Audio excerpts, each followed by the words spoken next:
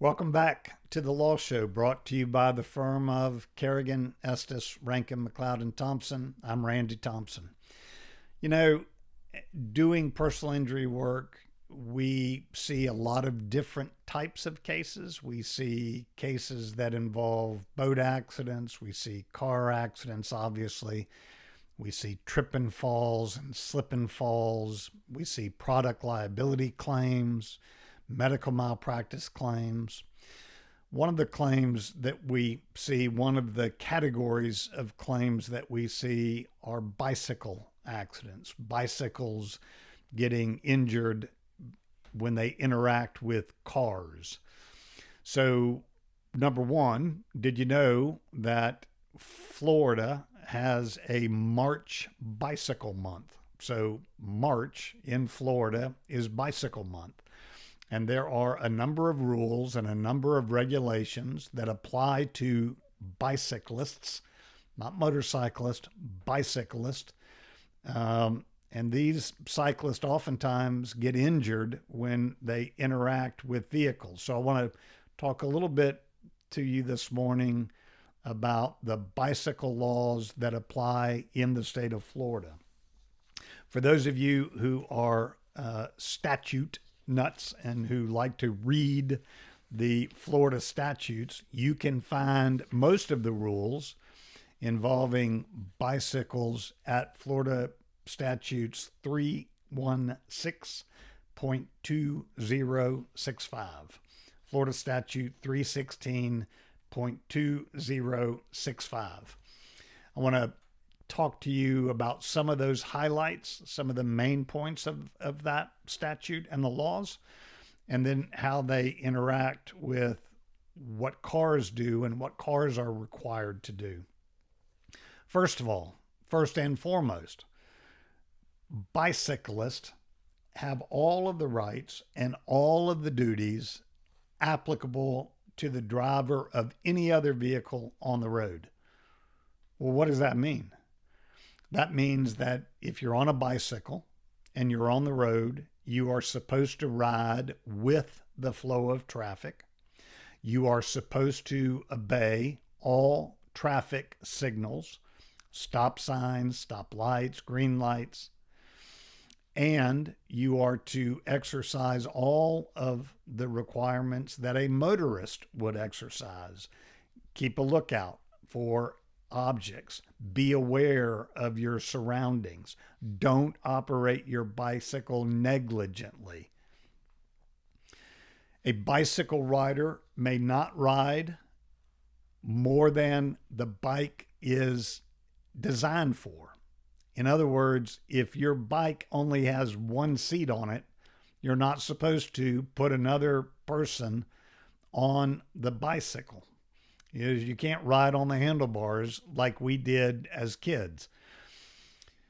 If you have a child who is under the age of 4 or under the weight pound of 40 pounds, then they can ride in a bicycle seat securely attached to the bicycle that keeps their legs and hands out of the moving parts of the bicycle. A bicycle rider must carry, here's the statute, a bicycle rider must carry any passenger who is a child under 4 years of age or who weighs 40 pounds or less in a seat or carrier that is designed to carry a child of that age and size. Another law, a bicycle rider or passenger who is under 16 years of age must wear a bicycle helmet that is properly fitted and fastened. And the passenger, which includes a child in that child seat, must also wear a helmet. And that includes, even if these children, if you've seen these little trailers that bicyclists pull behind them, and it's a trailer that sometimes has a little tent on it and a seat for the passenger, that passenger, infant passenger, has to have on a helmet as well. Any person operating a bicycle on a roadway shall ride in the lane marked for bicycle use, or if no lane is marked for bicycle use, as close as practical to the right-hand curb or edge of the roadway. All right, that's the general rule. You mean to tell me that if I'm on a bicycle, I am supposed to be riding on the road and not on the sidewalk? Absolutely. When you ride your bicycle on a sidewalk, you are considered to be a pedestrian, and you must follow the rules of the sidewalk, including yielding to anybody walking on the sidewalk. So if I'm on a bike and I'm on a sidewalk and you're walking toward me, I'm supposed to yield to you, even if that means moving off of the sidewalk so that you can safely pass as a pedestrian. Bicycle experts say bicyclists are much safer if they ride on the road. And remember now, you've got to comply with all the rules of the road. So if you're on a bicycle, you are to ride in the same direction of traffic that you're riding with. We in our practice see a lot of times when cyclists are pedaling the opposite way of the flow of traffic. And I think a lot of people do that because they want to see the cars coming toward them so they can see if the car is paying attention and if they, are in danger. But the law in Florida requires the opposite of that. You are to ride with the flow of traffic. Here's one great reason for that. Let's assume you're in a vehicle and you pull up to an intersection where you're either going to turn left or right. You're pulling out of your neighborhood and you come to the main road and you're either going to go left or right. And let's assume that you're in your car and you're going to turn right. What do? As motorists, we look to our left and see if there's any cars coming from our left. And when they're not coming from our left, we start to pull out and go right. But if the bicyclist is coming the wrong way on that side of the road, we never see him. And that puts the cyclist in a lot more danger of getting hurt and getting injured. So that's the reason that a lot of people don't understand of why you ought to be riding in the road and riding with the flow of traffic. Here's another law. Every bicycle in use between sunset and sunrise shall be equipped with a lamp on the front exhibiting a white light visible from a distance of at least 500 feet to the front, and a lamp and reflector on the rear, each exhibiting a red light visible from a distance of 600 feet to the rear.